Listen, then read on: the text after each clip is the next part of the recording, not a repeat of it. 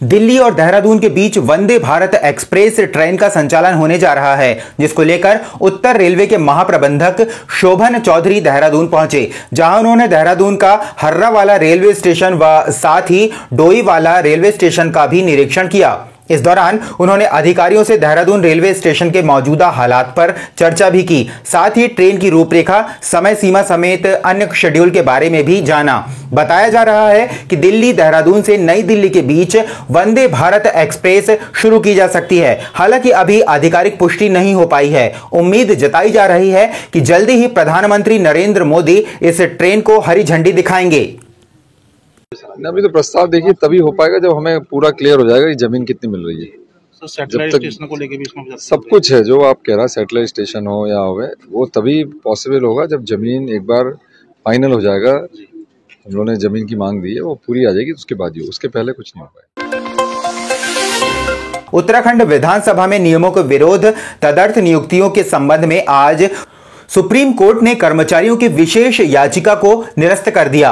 बता दें कि इसके पहले नैनीताल हाई कोर्ट ने भी विधानसभा कर्मचारियों को बर्खास्त करने के विधानसभा सचिवालय के आदेश को सही ठहराया था। बर्खास्त कर्मचारियों की ओर से दायर विशेष अनुग्रह याचिका को सुप्रीम कोर्ट ने खारिज कर दिया है। इससे बर्खास्त कर्मचारियों को झटका लगा है। उत्तराखंड विधानसभा में नियमों के विरोध तदर्थ नियुक्तियों के संबंध में आज उच्चतम न्यायालय ने पुनः उत्तराखंड विधानसभा अध्यक्ष ऋतु खंडूरी भूषण के फैसले को सही ठहराते हुए बर्खास्त कर्मचारियों द्वारा दाखिल याचिका एसएलपी को मात्र 1.5 मिनट की सुनवाई में निरस्त कर दिया। विधानसभा उत्तराखंड में बर्खास्त कर्मचारियों में से एक कर्मचारी आज माननीय सर्वोच्च न्यायालय पहुंचा था। दोनों पक्षों को सुनने के बाद माननीय सर्वोच्च न्यायालय ने उनकी पिटीशन को डिसमिस किया। मैं इस निर्णय का स्वागत करती हूं और माननीय सर्वोच्च न्यायालय का आभार व्यक्त करती हूं। सरोवर नगरी नैनीताल व उसके आसपास दिल्ली से घूमने पहुंचे पर्यटक दंपत्ति की मर्सिडीज कार में संदिग्ध परिस्थितियों में आग लग गई, जिसके बाद कार जलकर पूरी तरह से खाक हो गई। उक्त कार दिल्ली निवासी रोहित अपने दोस्त से मर्सिडीज कार मांगकर नैनीताल समेत आसपास के क्षेत्र पहुंचे थे। सरोवर नगरी नैनीताल से 22 किलोमीटर दूर भीमताल में यह घटना घटी, जिसकी सूचना स्थानीय लोगों द्वारा पुलिस को व फायर स्टेशन को दी गई थी। आज प्रातः 6 बजे भारतीय वायुसेना के विशेष विमान से सूडान में फंसे नागरिकों को दिल्ली लाया गया है। इसमें उत्तराखंड के 2 निवासी अनिल कुमार और अमित कुमार भी हैं। मुख्यमंत्री श्री पुष्कर सिंह धामी के निर्देश पर इनके गंतव्य स्थान देहरादून और हल्द्वानी के लिए व्यवस्था की गई है। दोनों लोगों द्वारा उत्तराखंड के मुख्यमंत्री पुष्कर सिंह धामी का आभार व्यक्त किया गया। अब तक सूडान से उत्तराखंड के 30 नागरिक वापस आ चुके हैं। देखिए सर, सबसे पहले तो मैं ये बहुत बहुत धन्यवाद भारत सरकार का, जिन्होंने हमें सूडान से यहाँ पर सकुशल लाया है। और मोदी जी का तो आभार ही है, साथ में हमारे उत्तराखंड के मुख्यमंत्री श्री धामी जी का भी बहुत बहुत आभार, जिन्होंने हमें उत्तराखंड के वासियों को यहाँ पर आज सकुशल भारत में लाए और हमें घर तक भी पहुँचा रहे हैं।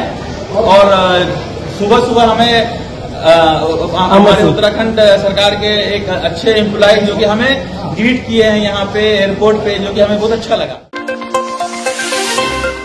बीते दिनों एसएसपी दिलीप सिंह कुंवर ने क्लेमेंट टाउन थाना क्षेत्र में हुई फर्जी दस्तावेजों के जरिए 4.5 लाख की ठगी करने के मामले का खुलासा किया था। इस मामले में कांग्रेस नेता विजय सारस्वत का नाम सामने आने के बाद कांग्रेस प्रदेश अध्यक्ष करण माहरा ने कहा कि अगर आरोपों की पुष्टि हुई तो पार्टी की ओर से नेता पर कार्रवाई की जाएगी।